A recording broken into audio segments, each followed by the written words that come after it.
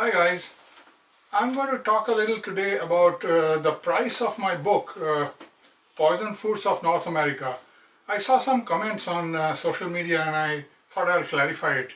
Some people are confused why the book costs so high. Some people found it as 80 something dollars. Now here's the thing.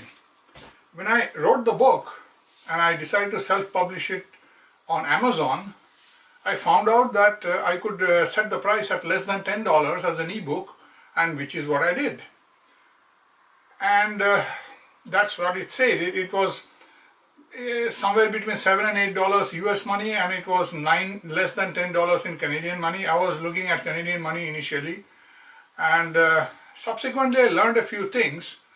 I got a note from a friend in USA asking him to let me set the price and allow Amazon to sell printed copies as well.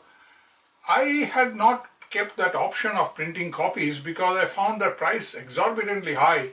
You see, when you find a publisher and mass produce the book, it can be cheaper, but I didn't have time for all that. I didn't think any publisher would like to publish something that goes against the mainstream, that our food is really toxic. And I don't have the energy to look for any odd publisher which might do it and all that thing. So that was out.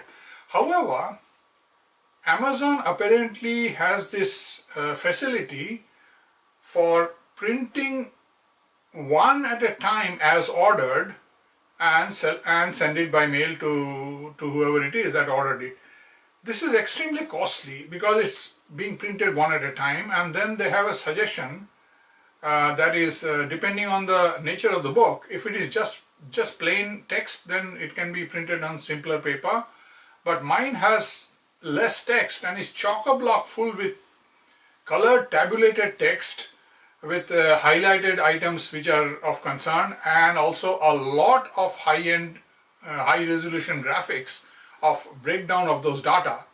So they suggested a very high resolution glossy paper. I don't know what it means because I've never seen a printed copy anyway, even of my own book.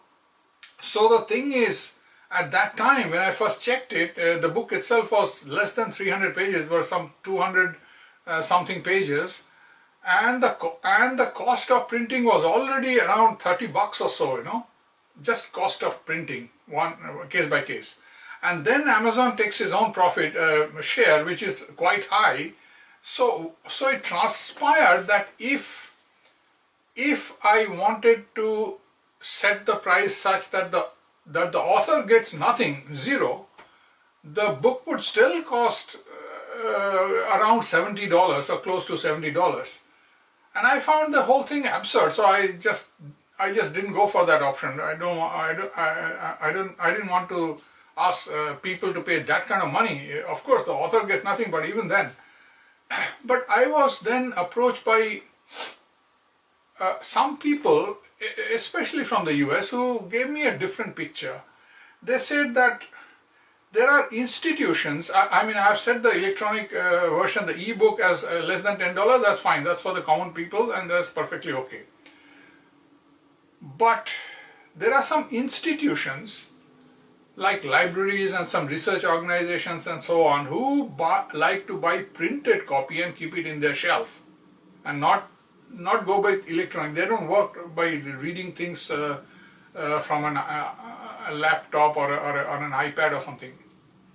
So they like printed copies. They know that these books are reference type books, especially dealing with science or medicine or health and so on. And they are usually very costly because they don't sell a hell of a lot, they sell only some. So the costs are always very high. They are in the range of $250, $300. So therefore, I should not worry about this price of $70, $80, $90 at all, and set a reasonable royalty for myself. They suggested I put it as $50 or $100 something, and offer the price at $200. Anyway, something like that, and I found the whole thing outrageous, and I didn't do that, and I didn't put it up. But then I got, well, 2 or 3 more emails suggesting it. So I eventually went for that option and made the printed version available. But the problem is, by that all the time the size of the book was increasing. I was adding more material that I found I had not thought of earlier and so on. I found more details of other pesticides. I have now 250,000 records of all kinds of things in the Canadian tested foods, from atrazine to 2,4-D to chloropyrifos and whatnot. So I started, and some of the foods that had high glyphosate also had a noticeable amount of this thing, and I knew the synergy was very bad. If two items were there instead of just one, collective toxicity was astronomical, maybe 1,000-fold more than either one of them. So I had to include those So I had to include those. Just a moment.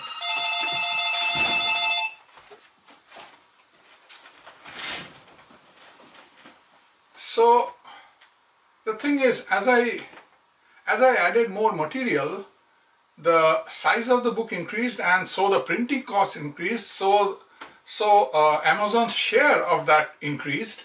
The price of the book increased, even if the author gets nothing much. So eventually, after thinking this through, I set up a price where the owner gets about $10 or so, and the price jumped to somewhere around 80 or something, and so there is what it is. And I get notifications from Amazon by email about these things time to time, and I have paid some attention to the printed copies. The rest of it doesn't interest me. Actually, most of the readers don't pay anything for my book, normal readers, because if they are members of Kindle, they can read it free. I mean, all the books that Kindle sells as an ebook, all of them can be read free by those who are subscribed members, and that's how I think most of my book is being read, which is fine. They don't have to pay for it. It's a reference book and so on. But this printed copy started selling, and here are the things I noticed. This printed version was not available in Amazon Canada, which is where I mostly look at, and I would expect Canadians to look. This printed version is not at all available. This option is not there. So I didn't know what was happening. I ended up asking Amazon, and they told me that they have, specific printers in each region. So for North America, their printer is in USA. So if anybody in Canada wants that book, they have to go to Amazon USA and then order the book, and it will be printed at that cost in US dollars, and then if there is any shipping cost involved, they will add that, and the person has to pay that, and it will be shipped to his address, his or her address. For Europe, they have one more in UK, so somebody in France or Germany will have to order it through UK. I'm not sure how it exactly works, but something to that effect. So okay, as the size of the book started going up, and I noticed that there were books being ordered from USA and also from Europe reasonably frequently, and I started getting some indirect feedbacks from some of these people who have read part of the printed book. They don't like to disclose who they are. I wouldn't like to tell you who they are, but they again suggested that this kind of material, one of a kind, with so much of information in it, and apparently I had struggled a lot to, first of all, not just to get the information, to force the Canadian government to set up labs and do the tests so that information would be available in the first place, and then to arm twist them to give me all these results. This is one of a kind, and it covers 68 countries, not USA. So they think that I should set the price high, and one of them even told me that this book is being purchased out of curiosity, maybe, by the opponents. I mean, people who are supporting GMOs and pesticides, and who are working for Monsanto or whatever it is, they are also beginning to get curious and pick the book up, printed version.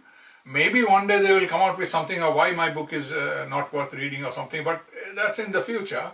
So if Monsanto and their friends and whatever are buying this book, spending their money, I should be charging them more, not $5-10 or something, and therefore I should increase it greatly. And if I'm hesitant to do so, to do it in a jump, then I should incrementally increase. Anyway, these things started coming. One of the suggestions actually came from Europe, and about a few weeks ago, and then I got really curious, thought about it, and I increased my royalty by $5. I couldn't do it for 50 or 100 or something. So the price jumped, as far as I could see, to 90 something bucks in USA, and then it again come down to 82 bucks. I don't know how, but I suppose they're giving some kind of discount or something. I don't know how it works, but basically this price is not for ordinary people. I don't expect ordinary people to pay this kind. I would not pay. I have never paid. I didn't buy my own book at all. I don't even know how it looks. And it's only for select group of people, research institutions, libraries, and perhaps a few Monsanto related institutions, and that's why the price is high. It's not for you. And I'm tempted to one day say that, okay, I need $100. If you are from Monsanto, you got to pay me $100 for that book. I'm not going to give it for, but that day hasn't come. It doesn't feel good to raise the price like that, so that's how it is. But for US normal e-book readers, Kindle readers, it is something like $7 or $8 something, and for Canada it's $9 something. UK and all that, maybe it's £6. And I just wanted to clarify it all, and also I should read one reference that has been one very good review that has been made by Stephanie Seneff on my book, and how to do that. Okay, wait.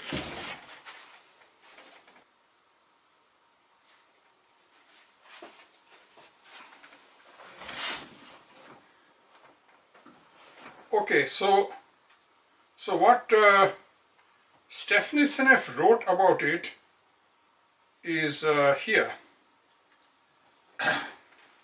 Stephanie Seneff said, "This is a first of a kind book with detailed information about glyphosate contamination levels in foods from around the world. Based on more than 7,000 records that Tony Mitra obtained from the Canadian government, it is good to see that Canada is actually testing foods for glyphosate, unlike the US, who only tested soy, and only in a single year, and found it in over 90% of the samples tested. The US only did this one test at the insistence of Anthony Samsel, a research chemist who is extremely concerned about toxicity of glyphosate and who contributed material to this book. Tony has painstakingly analyzed the data he received from the Canadian government and packaged it up so that you as a reader can more easily obtain valuable information to help you figure out how to shop wisely so as to avoid chronic glyphosate poisoning as much as possible. There are some big surprises in this book, such as extremely high levels of glyphosate in Canadian legumes such as lentils and chickpeas, due to the widespread practice of spraying the crop right before harvest as a desiccant.